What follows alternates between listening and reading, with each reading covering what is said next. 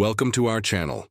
Today we have a fascinating story that blends tradition with unexpected moments.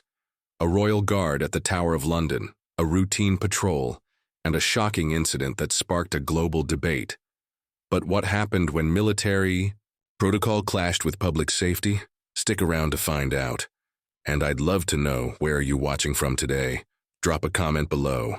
If you enjoy the story, don't forget to hit that subscribe button so you won't miss our special story coming tomorrow.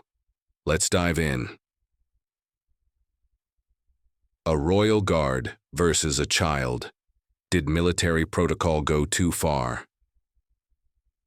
The Tower of London, an emblem of British history and military tradition, has always been a place where discipline, respect, and protocol are paramount. It stands as a symbol of centuries of British heritage, where every movement is precise and every action has meaning. But on one seemingly ordinary day, this bastion of tradition became the focal point of an unexpected and contentious debate. It all started with a routine patrol, a royal guard doing his duty, and a single moment of unintended consequence that would be captured on video and shared across the world. William Harper, a royal guard, was on his usual patrol, marching in formation with all the precision and discipline that his training demanded. Clad in his iconic red tunic, with his bearskin hat perched atop his head, he moved with a sense of purpose. Every step in sync, every action deliberate. It was a performance, yes, but also a serious task, one that required the utmost focus.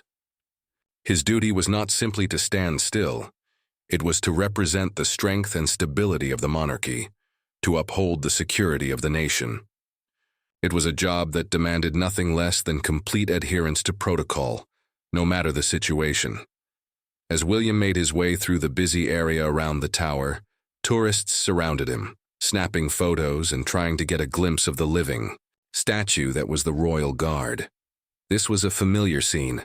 Tourists from all over the world flocking to the Tower of London, eager to witness the centuries-old ceremony and capture the moment on their phones. For most, it was a fleeting interaction. For the guards, it was an ongoing reality, a daily challenge to maintain composure amidst distractions. William was used to it. He had been trained for this. Nothing would break his focus. But that day, something unexpected happened.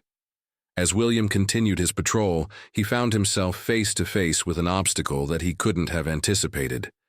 An 8-year-old boy standing directly in his path. The child, seemingly unaware of the rigid protocol of the Queen's Guard, had stepped into William's marching lane without hesitation. In that split second, William's training kicked in. His instinct was to avoid stepping on the child, and so, without thinking, he lifted his leg. The momentum of his march, however, was too much to control. The child, startled by the sudden movement, was knocked off balance and tumbled to the ground. It all happened so quickly. The discipline ingrained in William kept him steady. His composure remained intact, his expression unchanging as he followed protocol. "Make way," he called out in his deep, authoritative voice, a standard warning issued when any interruption to his march occurs. Without missing a beat, he proceeded forward, continuing his duty as though nothing had happened. The guard's duty was always first. His movement was precise, his direction unyielding. The child, Jake Mitchell, was quickly helped to his feet by his parents, clearly startled but fortunately unhurt. The onlookers, initially stunned by the sudden turn of events, reacted with a mixture of concern and curiosity. Some gasped audibly, while others, already reaching for their phones, recorded the entire encounter. What began as a minor incident quickly spiraled into a viral moment. The footage spread across social media platforms, stirring up a flurry of opinions and debates. The core of the discussion was simple. Should military protocol, as rigid as it may be reevaluated when it comes to interactions with the public, especially children? Was the child's safety compromised for the sake of tradition? Should the guard have exercised more discretion in the moment, given that the child posed no threat to national security? On the other hand, was the guard simply doing his job, upholding the discipline that was essential to his role? As the video continued to spread, It sparked a larger conversation about the evolving role of ceremonial guards in modern society. The question lingered: how should such time-honored traditions adapt to the realities of today's world, where tourism and social media intersect with long-standing military practices? The debate was just beginning, and what started as a seemingly simple incident at the Tower of London soon became a point of discussion that reached far beyond the walls of this iconic landmark.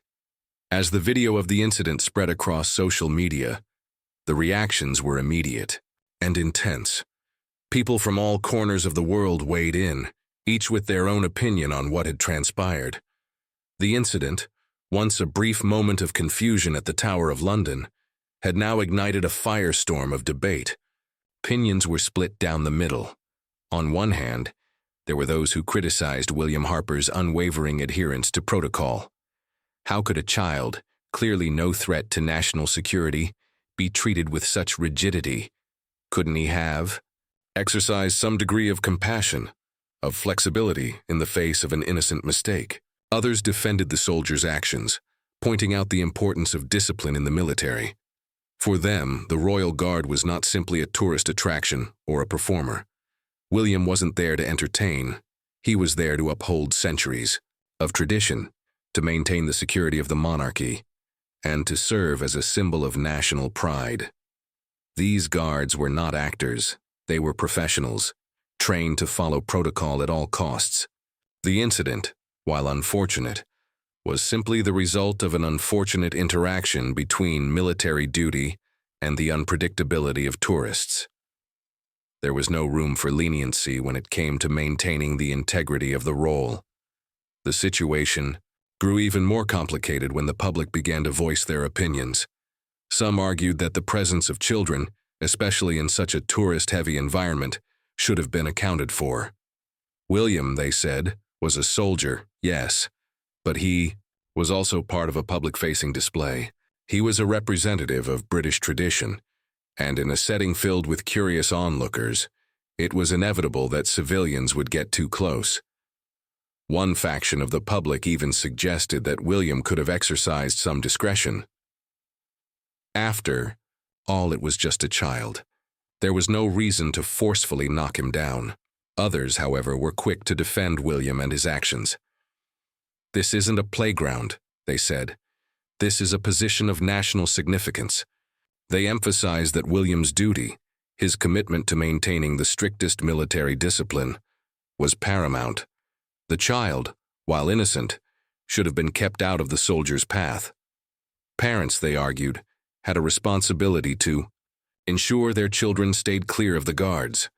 The public's reaction, they believed, was an overreaction, fueled by the modern obsession with instant gratification through social media.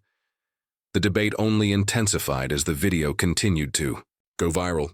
Eyewitnesses and onlookers weighed in with their personal accounts, many noting the calmness and composure William displayed in the midst of the incident.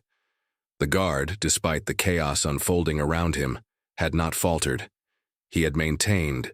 His formation continued his march and issued the standard warning, "Make way." He had done what he was trained to do. Yet some still questioned whether military protocol needed to evolve in an era where tourists, many of whom were unfamiliar with British military customs, roamed freely through these historically significant. Recent cultural differences also began to emerge in the discussion. Visitors from different countries had different expectations of military displays. For many, military ceremonies were interactive, a chance to engage with the performers and ask questions. In those countries, it would have been unthinkable to maintain such a rigid barrier between the audience and the soldiers. But in Britain, the role of the Royal Guard was something sacred, untouchable, reserved for the protection of the monarchy, not for entertaining tourists. As experts in military history and British customs began to weigh in, it became clear that the incident was about much more than just one child and one guard. Dr. Jonathan Wells, a historian specializing in British military protocol, noted that the ceremonial nature of the Queen's Guard often led people to underestimate the serious responsibilities these soldiers held. "These men are not performing for tourists," he remarked. They are highly trained professionals tasked with ensuring the security of the monarchy. The British Army responded to the public outcry with a formal statement, confirming that William had followed the protocol and ensured the child was unharmed. The statement emphasized that the guard had done everything in his power to avoid the child and had issued clear warnings prior to the incident. However, despite the clarity of the Army's response, the public discourse raged on. Some saw the Army statement as firm and unwavering, a testament to military duty. Others found it cold, unsympathetic, and out of touch with the public's growing concerns. As the debate unfolded, a suggestion began to gain traction. Perhaps the protocol needed to be reevaluated. Could clearer signs or designated pathways for tourists help prevent similar incidents in the future? Or would such adjustments undermine the very discipline that the Queen's Guard represented? The question of how to balance tradition with public safety remained unanswered. Yet one thing was clear. This incident had sparked a larger conversation about the evolving role of military guards in the modern world. The debate continued to intensify as the incident spread across social media, fueling polarized opinions. The question on everyone's mind was whether William Harper had acted appropriately in maintaining the strict protocol of the Royal Guard, even in the presence of an innocent child. The video's viral nature ensured that the conversation was front and center, and it seemed as though no one could agree on what should have been done. Some critics argued that William had failed to show the human side of his role. How could someone so rigidly follow military protocol when the situation involved a child, an 8-year-old boy who had stepped into his path? They pointed to the soldier's unwavering march and his firm "make way" command, suggesting that a more empathetic response could have prevented the incident. It was just a child, they argued, not a threat to security. Some even went so far as to say that William should have exercised discretion, adjusting his approach to the situation instead of blindly following protocol. A moment of care could have spared the child the surprise and shock of being knocked over. But for every critic, there was a strong defender of William's actions. They emphasized that the Royal Guard was not a performance for tourists, but a vital part of Britain's national security. William had done what he was trained to do: maintain composure, follow orders, and ensure the safety and dignity of his post. These guards were soldiers, not actors on display for the amusement of our onlookers. The fact that the child had stepped into William's path, despite the repeated warnings issued by the guard, was not something that could be overlooked. In a country that prided itself on tradition and military discipline, it was vital that these soldiers continue to uphold their duties without deviation. As the debate raged on, experts in military history weighed in, noting that William's behavior, while seemingly harsh, was rooted in centuries of military tradition. Dr. Jonathan Wells, a respected historian, pointed out that the Queen's Guard had always been a symbol of the country's strength and commitment to duty. "These soldiers are not performers," he said. "They are trained professionals who are tasked with the protection of the monarchy, and deviating from their training could send a dangerous message. Discipline is at the core of what they do." Meanwhile, other voices in the public conversation argued that the very nature of the incident, occurring in a place teeming with tourists, called for a degree of adaptability. William, they said, was caught in an increasingly complex environment where tourists, many of them unfamiliar with the strict codes of conduct surrounding the Queen's Guard, often failed to recognize the boundaries. Some suggested that clearer signage or designated tourist pathways could help prevent such incidents in the future. The presence of children, in particular, presented a unique challenge, one that the Royal Guard had not historically had to face. To this extent, the British Army, in response to the growing attention, issued a formal statement, emphasizing that William had followed the established protocol. It confirmed that he had issued a warning prior to the incident and had taken every precaution to avoid stepping on the child. The statement, however, did little to quell the public debate. While some praised the Army's firm stance, others found it lacking in empathy and too detached from the public's concerns. In the midst of all the debate, The Mitchell family, the parents of Jake, the child involved, were interviewed about their perspective. Lori Mitchell, Jake's mother, expressed mixed feelings. "We understand that these guards have strict duties to follow," she said. "But at the end of the day, that was an 8-year-old boy. A moment of consideration could have prevented this." David Mitchell, Jake's father, was more pragmatic, acknowledging that they, too, had a role to play in the incident. "We take responsibility for not keeping a closer eye on Jake," he said. "But perhaps there should be clearer barriers or warnings for visitors unfamiliar with these traditions." Jake himself, after recovering from the initial shock, saw the situation through a completely different lens. "It was kind of cool," he said with a child's innocent fascination. "The guard was so tall and he didn't even step on me." His light-hearted response contrasted sharply with the serious discussions unfolding among adults, highlighting the generational and cultural divide in perceptions of authority and tradition. As the incident continued to stir up conversation, some experts suggested that the incident served as a case study in the clash between traditional military customs and modern expectations. Dr. Elaine Roberts, a sociologist who studied public spaces, noted that in many countries, military displays were interactive and allowed for public engagement. Visitors, especially those from other cultures, might not have understood the strict no-interference rule governing the Queen's Guard. This, she suggested, was part of the reason why such incidents were becoming more frequent in tourist-heavy areas. The controversy surrounding the event ultimately forced a larger discussion about how historical traditions, like the role of the Queen's Guard, could remain relevant and adaptable in an age where tourism, social media, and public expectations intersect. The question lingered: should these traditions evolve, or was there an inherent risk in tampering with something so steeped in history? As the video continued to circulate online, public opinion remained divided, and the debate surrounding the Royal Guard's actions reached a fever pitch. The public's outcry didn't just focus on William Harper's actions. It expanded into a broader conversation about the intersection of tradition, military discipline, and modern expectations. The incident, though seemingly minor at first, had exposed deep divides in how people viewed military protocol, the role of ceremonial guards, and the responsibilities of the public.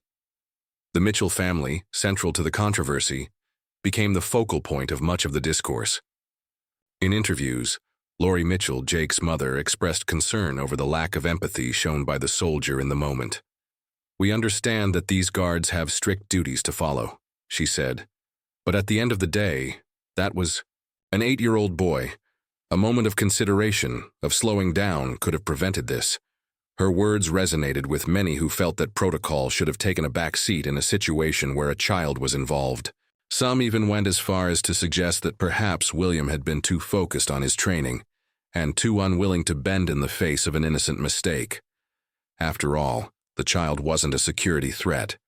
On the other hand, David Mitchell, the father, took a more pragmatic approach, acknowledging his own responsibility. "We should have kept a closer eye on Jake," he admitted. "But perhaps there should be clearer barriers or warnings for tourists unfamiliar with these traditions." His suggestion of clearer signage or designated paths for tourists echoed a common theme that was gaining traction in public discourse. Visitors, particularly those from outside the UK, might not fully grasp the stringent rules governing the Queen's Guard. It seemed clear that more awareness was needed to prevent future incidents, but how far should that awareness go? Was it the responsibility of the public to adjust to military customs, or should the military itself find ways to adapt to the changing times? Meanwhile, Jake's perspective, despite his initial shock, added an unexpected layer to the debate. The young boy, now recovered, expressed his experience with a mix of innocence and wonder. "It was kind of cool," he said. "The guard was so tall and he didn't even step on me." His lighthearted response contrasted sharply with the serious tone of the adult conversation surrounding the incident. For Jake, it was a strange and memorable moment, but not one that left him deeply troubled. His view highlighted the generational and cultural divide between how adults and children, especially in different cultures, perceived authority and tradition. While his parents saw the event through the lens of safety and responsibility, Jake simply saw a soldier doing his job, albeit with a momentary interruption. As the debate continued, experts from both military and sociological backgrounds weighed. Dr. Elaine Roberts, a sociologist specializing in public spaces, pointed out that many countries with similar military displays had a more interactive approach, allowing for public engagement. Tourists in the UK, she argued, might not fully understand the rigid nature of the Queen's Guard's role. In contrast to countries where military demonstrations were often seen as performances, William was carrying out a serious duty. Visitors may not be aware of the strict no-interference policies, Dr. Roberts noted. This, she argued, was contributing to an increase in such incidents in tourist-heavy areas, where people from different cultural backgrounds could be unaware of the boundaries that guards operated within. Amidst the public outcry, the British Army issued a formal statement. It confirmed that William had followed protocol, issuing a warning before the incident occurred, and had taken measures to avoid stepping on the child. The statement further clarified that, despite the unfortunate situation, the guard had ensured the child was unharmed and continued his duty in accordance with military regulations. While the Army's statement provided clarity, it did little to calm the public's anger. To some, it felt too rigid, too impersonal, and unsympathetic to the public's concerns. To others, it was a firm stand in favor of military discipline and tradition. This only intensified the debate. Some commentators suggested that military protocol might need to evolve, especially in high-traffic, tourist-heavy areas like the Tower of London. More signage, clearer pathways, and better public education on the role of the guards could prevent such misunderstandings in the future. Others, however, warned that altering protocol or giving in to public pressure could undermine the very essence of what made the Queen's Guard so respected. William and his fellow guards were not there to perform. They were there to protect, and if the public could not respect that role, then perhaps they needed to adjust their own expectations. As the debate raged on, one thing remained clear. The incident had opened up a conversation that transcended the incident itself. It was about tradition versus modernity, discipline versus flexibility, and the evolving role of ceremonial guards in an increasingly globalized and interconnected world. The conversation continued to unfold, both online and in the media. The debate about the Queen's Guard and military protocol grew more heated. The incident at the Tower of London, though seemingly minor, had triggered a widespread discussion about the role of tradition in a modern world, and whether that tradition was still relevant in the context of today's highly visible, social, media-driven society. The viral nature of the incident only amplified the divide between those calling for change and those adamantly defending military discipline. The Mitchell family, now at the center of the storm, continued to speak out.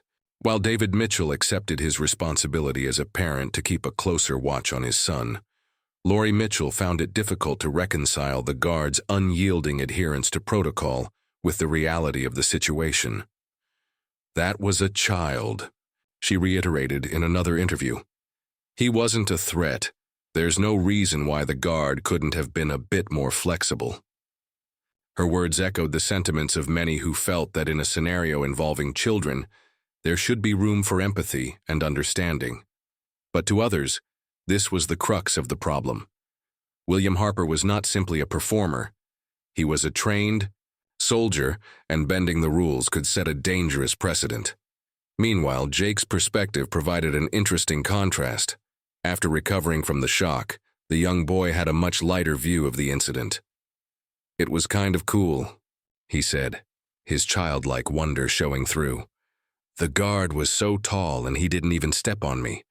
Jake's innocence and lightheartedness underscored a generational difference in how such events were perceived.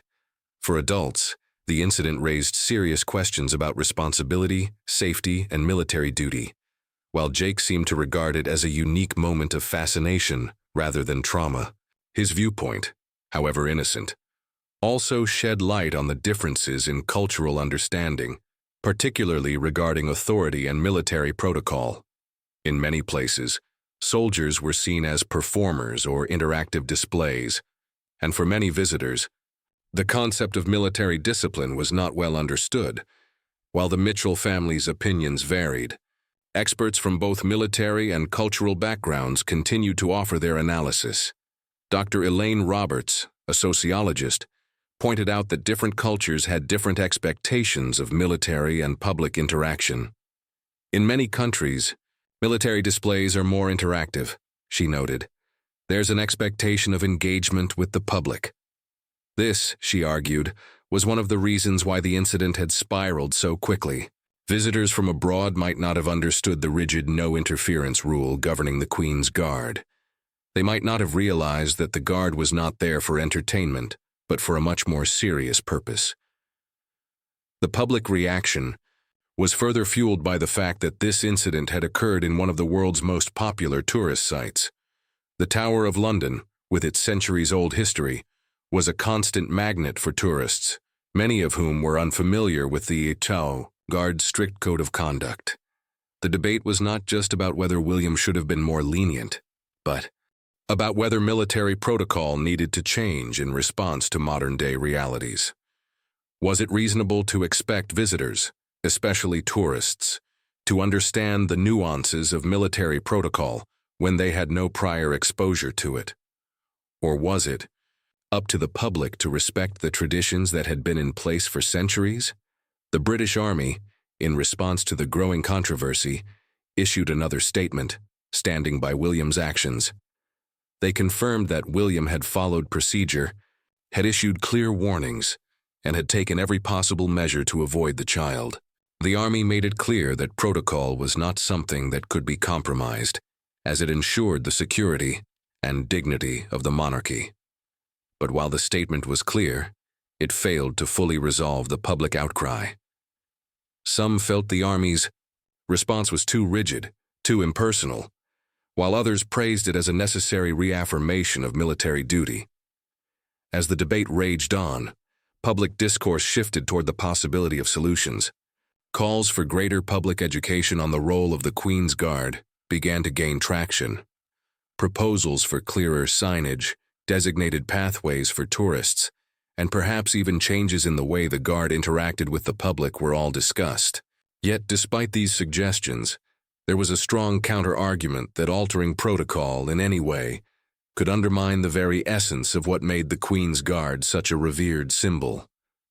"We cannot afford to soften the rules," said Dr. Jonathan Wells, a military historian. "The Guard's role is about more than ceremony. It's about maintaining the integrity of our security and traditions. If we make allowances for every misunderstanding, we risk diminishing their authority." The family's perspective also added complexity to the discussion. Laurie Mitchell suggested that there could be a balance between military protocol and public awareness.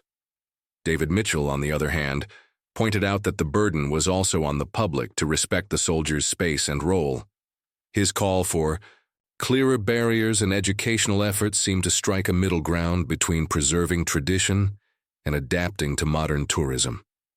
As the Tower of London continued to host countless visitors, the conversation was far from over. The incident involving Jake Mitchell had sparked a larger, ongoing discussion about the Queen's Guard, military protocol, and how best to balance tradition with public expectations in the modern age. Whether or not changes would come remained to be seen, but one thing was clear: the debate had only just begun. Thank you for watching this gripping story unfold. The incident at the Tower of London has sparked an incredible debate, and we want to hear your thoughts. Was the Royal Guard right to stick to military protocol, or should he have exercised more discretion when faced with a child? Can tradition evolve in the face of modern-day tourism, or is it important to preserve the strictest discipline? Where do you stand on this issue? Jake's light-hearted view and Laurie Mitchell's concern both offer interesting perspectives. But what do you think? Is it the responsibility of the public to respect military traditions, or should there be changes to how these traditions are handled in such tourist-heavy environments? We'd love to hear your take on the situation. Drop a comment below and let us know where you stand in the debate. Do you believe the Queen's Guard should remain unyielding in their duty, or should there be room for flexibility in unpredictable situations? And if you enjoyed this discussion, don't forget to hit that subscribe button for more stories like this one. Stay tuned for tomorrow's video where we dive into another thought-provoking topic. Your thoughts are what keep this conversation alive. Let's continue it together.